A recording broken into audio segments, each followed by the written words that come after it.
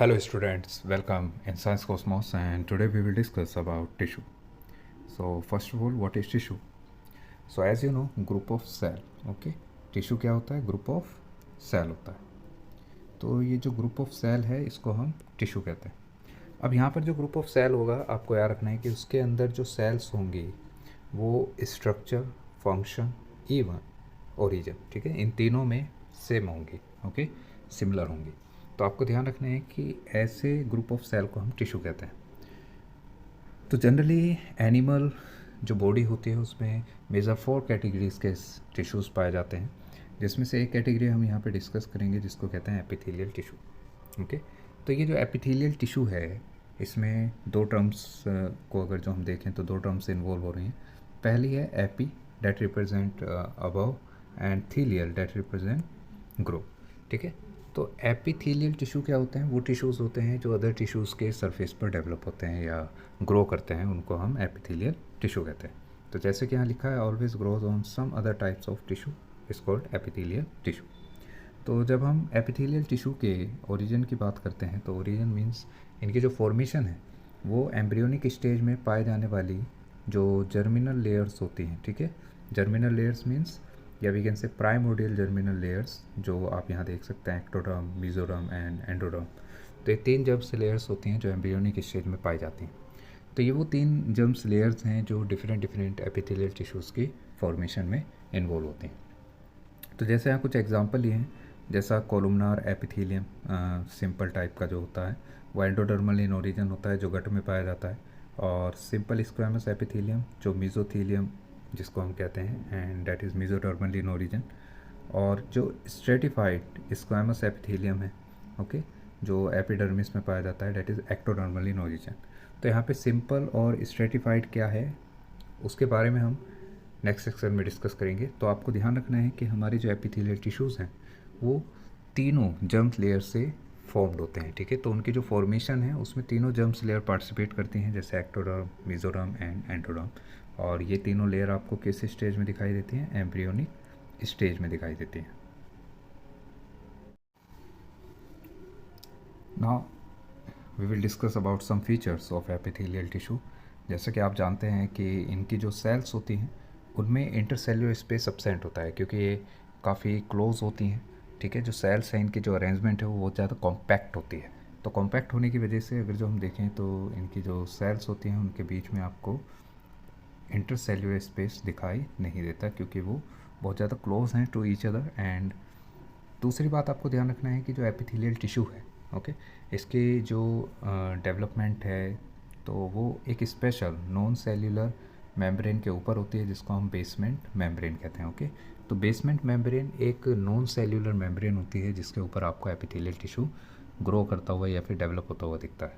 Okay, तो आपको ध्यान रखना है कि जो नॉन सेल्यूलर लेयर है उसका नाम क्या है? Basement membrane.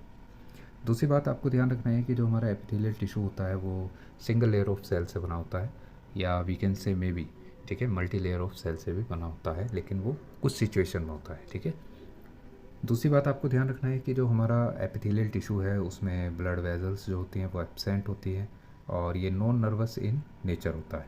That means neurons की सप्लाई और ब्लड वेजल्स की जो सप्लाई है इन एपिथेलियल टिश्यू वो एब्सेंट होता है. ठीक है, तो यहाँ पर जो कनेक्टिविटी है विद ब्लड वेजल्स या न्यूरॉन्स के साथ वो एपिथेलियल टिश्यू की बेसमेंट मेम्ब्रेन के थ्रू होती है. ठीक है, तो बेसमेंट मेम्ब्रेन एक कनेक्शन है बिटवीन अदर कनेक्टिव टिश्यूज़ या nervous tissue and epithelial tissue. इसके बाद आपको ध्यान रखना है कि अगर जो हम देखें तो जो हमारा एपिथेलियल टिश्यू है वो हमारी most of the body parts को कवर करता है. ठीक है, such as organs and lines of the cavities of hollow organ like stomach. तो जनरली ये कवरिंग में हेल्प करता है. ओके, बॉडी को कवर करता है. इसके साथ साथ ये प्रोटेक्टिव इन फंक्शन भी होता है, मतलब ये हमारी बॉडी को प्रोटेक्शन भी देता है. ठीक है, और जब हम एपिथेलियल टिश्यू के क्लासिफिकेशन की बात करते हैं तो आपको ध्यान रखना है कि epithelial tissue classified as, so now epithelial classification. Okay, so first of all we need to understand about classification of epithelial tissue. तो जैसे कि आप देख सकते हैं कि एपिथेलियल जो टिश्यू होता है उसको दो कैटेगरी में डिवाइड किया गया है, एक सिंपल और एक कंपाउंड. ओके, तो सिंपल और कंपाउंड में क्या डिफरेंस है वो आपको ध्यान रखना है कि एक्चुअल में जो सिंपल एपिथेलियल टिश्यू होता है वो सिंगल लेयर ऑफ सेल से बना है। ओके, जब वो सिंगल लेयर ऑफ सेल से बनेगा, ठीक है, तो उसको हम सिंपल एपिथेलियल टिश्यू कहेंगे। और जो कंपाउंड एपिथेलियल टिश्यू है वो आपको ध्यान रखना है कि मल्टी लेयर ऑफ सेल से बनेगा। ठीक है, तो अगर जो मल्टी लेयर ऑफ सेल हैं तो उसको हम क्या नाम देंगे, कंपाउंड नाम देंगे। और अगर जो सिंगल लेयर ऑफ सेल से बना है तो उसको हम सिंपल नाम देंगे। ठीक है, तो वहाँ पे कई जगह आपने सिंपल स्ट्रेटिफाइड देखा था, तो उसका मतलब यही है कि अगर जो सिंगल लेयर ऑफ सेल है, जैसे यहाँ पर आप देख सकते हैं सिंगल लेयर है, ओके, तो इसका मतलब ये क्या है, सिंपल है। लेकिन जब हम बात करते हैं किसके, कंपाउंड के, तो जैसे ये आप देख सकते हैं कंपाउंड एपिथेलियल है। ओके, कंपाउंड मतलब क्योंकि ये स्ट्रेटिफाइड है, ओके, ये दोनों स्ट्रेटिफाइड हैं, तो स्ट्रेटिफाइड कंपाउंड एपिथेलियल को आप देख सकते हैं यहाँ पे स्ट्रेटिफाइड और ट्रांजिशनल में डिवाइड किया है। ठीक है, तो ट्रांजिशनल और जो स्ट्रेटिफाइड है वो रिप्रेजेंट कर रहा है कि यहाँ पे मल्टी लेयर ऑफ सेल्स हैं। ओके, तो इसलिए हम इनको कंपाउंड एपिथेलियल में रखते हैं। ठीक है, जबकि सिंपल एपिथेलियल आपको स्क्वैमस की फॉर्म में दिख सकता है, ठीक है, क्यूबॉइडल की फॉर्म में दिख सकता है, और सीलिएटेड की फॉर्म में दिख सकता है, जो यहाँ पर मेंशन नहीं कर रखा है। ठीक है, कोलुमनार की फॉर्म में दिख सकता है, सूडो स्ट्रेटिफाइड फॉर्म में दिख सकता है। ये जो सूडो स्ट्रेटिफाइड है आप यहाँ देख सकते हैं, इसको समझना बहुत ज़रूरी है कि what is pseudo stratified. Okay, तो सूडो स्ट्रेटिफाइड इसलिए कहा गया है, आप अगर जो इसको ध्यान से देखें तो ये सिंगल लेयर ऑफ सेल है। ठीक है, क्योंकि ये कॉलमनार सेल्स हैं तो इसलिए आपको ध्यान रखना है ये एलोंगेटेड है, लेकिन इनकी जो न्यूक्लियस की पोजीशन है वो आप देख सकते हैं रैंडम है। ठीक है, कुछ केस में न्यूक्लियस बॉटम पे है, मतलब नीचे की तरफ है, और कुछ केस में ऊपर की तरफ है। तो इस तरीके से देखा जाए तो ये ऐसा लगता है जैसे मल्टी लेयर्ड है, लेकिन एक्चुअल में यहाँ पर जो सेल्स की बाउंड्री हैं और जो पोजीशन ऑफ न्यूक्लियस है वो अलग अलग है। इसकी वजह से इसको सूडो स्ट्रेटिफाइड कहा गया है। Okay, pseudo stratified columnar. ठीक है, ये भी किस में आता है, सिंपल में आता है। ठीक है, तो कंपाउंड एपिथेलियम की पहचान मैं आपको बता चुका हूँ, स्ट्रेटिफाइड और ट्रांजिशनल। तो स्ट्रेटिफाइड क्यों कहा है, क्योंकि स्ट्रेटिफाइड मतलब क्या होता है, लेयर्स। ओके, तो यहाँ पर जो सेल्स हैं कोलुमनार एपिथेलियम की या क्यूबॉइडल एपिथेलियम की, वो क्या है, मल्टी लेयर्ड है, जिसको हमने दो पार्ट में डिवाइड किया है। एक तो स्ट्रेटिफाइड स्क्वैमस, आप देख सकते हैं यहाँ पे जो स्क्वैमस है वो भी स्ट्रेटिफाइड है, यहाँ पर आप देख सकते हैं। और एक है स्ट्रेटिफाइड क्यूबिकल, जो आप यहाँ देख सकते हैं, जो हमारा क्यूबिकल या क्यूबॉइडल एपिथेलियम है वो भी स्ट्रेटिफाइड फॉर्म में है। ठीक है, तो यहाँ पर आपको ध्यान रखना है। और कोलुमनार भी क्या होता है, स्ट्रेटिफाइड होता है। ठीक है, तो stratified squamous further divided into two parts, keratinised and non keratinised. Keratinised मतलब क्या होता है, एज यू नो केराटिन एक पिगमेंट होता है जो ब्राउन कलर प्रोड्यूस करता है, किसमें, स्किन में। तो दरअसल जो स्क्वैमस एपिथेलियम है, अगर जो उसमें केराटिन प्रेजेंट है तो उसको हम केराटिनाइज्ड स्ट्रेटिफाइड स्क्वैमस कहेंगे। अगर जो उसमें केराटिन एब्सेंट है तो नॉन केराटिनाइज्ड स्ट्रेटिफाइड स्क्वैमस कहेंगे। So I hope you will understand about the whole classification of epithelial tissue. Now we will discuss about squamous epithelium. So squamous epithelium, also called Paument epithelium. Okay, इसे Paument epithelium क्यों कहा जाता है, क्योंकि इसकी जो sales होती हैं वो टाइटली पैक्ड होती हैं, और इनमें अगर जो हम देखें due to lack of intercellular space, आप देख सकते हैं इनकी जो सेल्स हैं वो कितना टाइटली पैक्ड, तो उनके बीच में स्पेस आपको दिखाई नहीं देगा। ठीक है, और इन सेल्स के बीच में मूवमेंट भी नहीं होती, इस वजह से हम इनको पॉमेंट एपिथेलियम कहते हैं। ओके, दूसरी बात अगर जो हम देखें तो जो सेल्स की अरेंजमेंट है वो एंड टू एंड है, like tiles on a floor.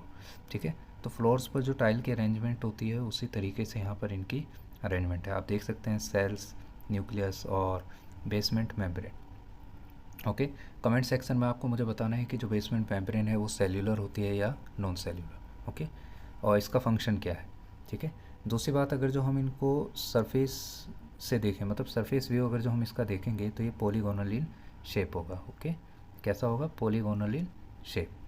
इसके साथ साथ आपको ध्यान रखना है कि ये हमारे जो इनर ऑर्गन्स होते हैं उनकी जो कैविटीज़ होती है उसमें एक डेलिकेट कवरिंग बनाती है, such as inside mouth, oesophagus, nose, pericardium, alveoli, blood vessels and covering of the tongue and skin.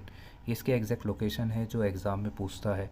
ठीक है, तो आपको याद रखना है कि इनकी एग्जैक्ट लोकेशन क्या है। ठीक है, इसके साथ साथ आपको ध्यान रखना है कि जो हमारा स्क्वैमस एपिथेलियम है वो स्ट्रेटिफाइड फॉर्म में भी पाया जाता है। ठीक है, स्ट्रेटिफाइड क्या है, यू नो कि एपिथेलियल सेल्स जो होती हैं जब वो मैनी लेयर्स में अरेंज होती हैं, डेट मीन्स स्ट्रेटम फॉर्म करती हैं, तो उस दौरान ये prevent wear and tear in skin, तो स्किन की जो रप्चरिंग है, ठीक है, उसको रोकती हैं, ठीक है।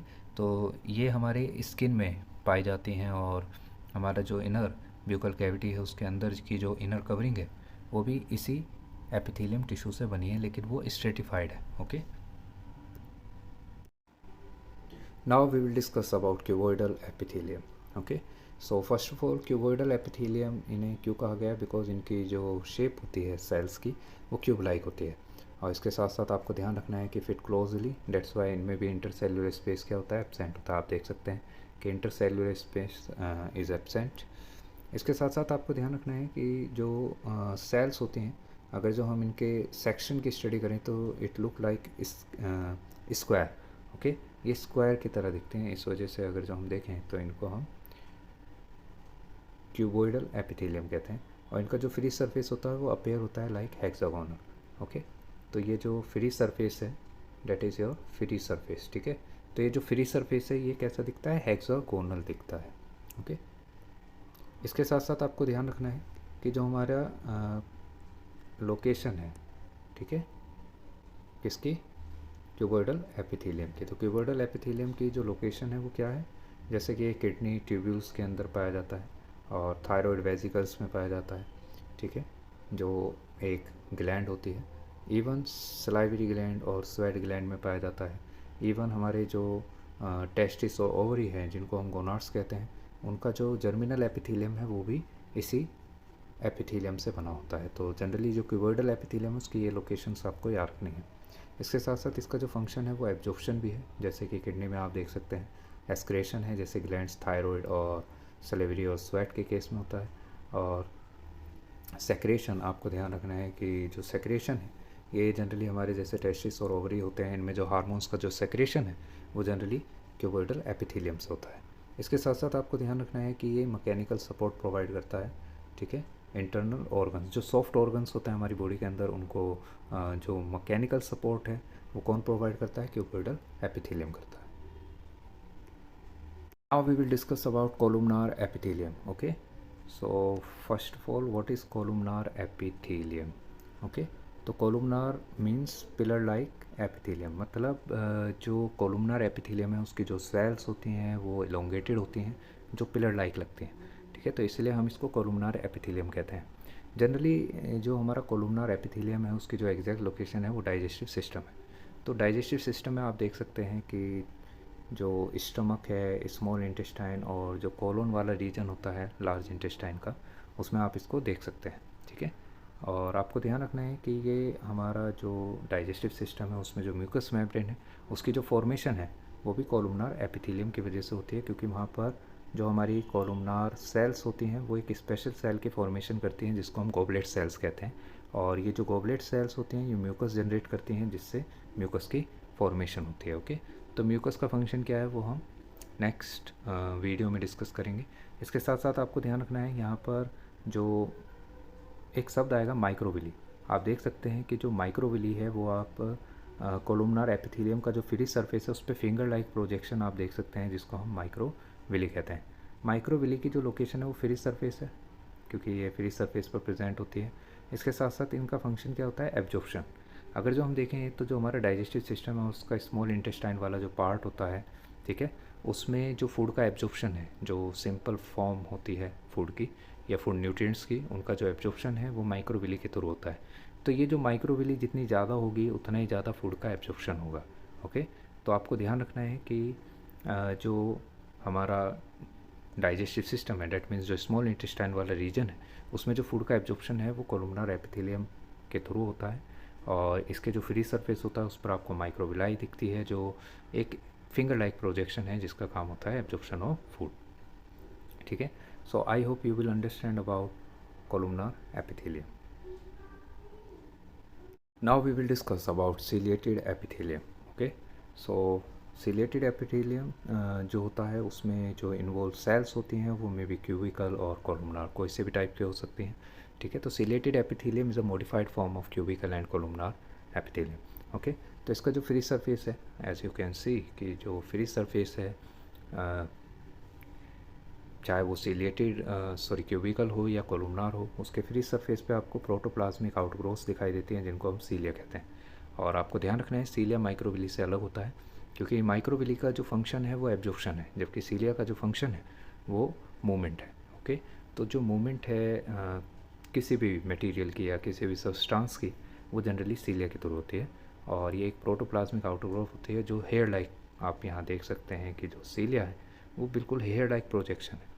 ठीक है, तो जनरली ये फीमेल रिप्रोडक्टिव पार्ट है, उसमें जो यूटेराइन ट्यूब होती है जिसको फैलोपियन ट्यूब कहते हैं, जब उसके आप सेक्शन को देखेंगे तो जनरली आप मुझे कमेंट सेक्शन में बताएंगे कि ये जो सेक्शन दिखाया गया है ये ट्यूबोइडल है या कोलुमनार है। ओके, तो इसका जो फ्री सरफेस है उस पर आपको सीलिया दिखाई दे रहा होगा।